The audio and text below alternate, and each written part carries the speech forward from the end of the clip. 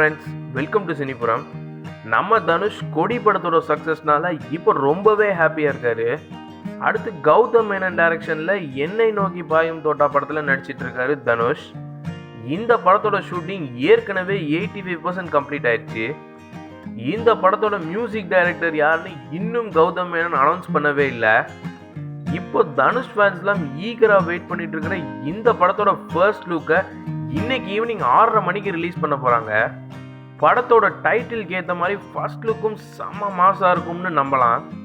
Okay friends, இந்த first look எப்படி இருக்கும்னு நீங்கள் நினைக்கிறீங்கன்னு கீழே கமெண்ட் பண்ணுங்கள்.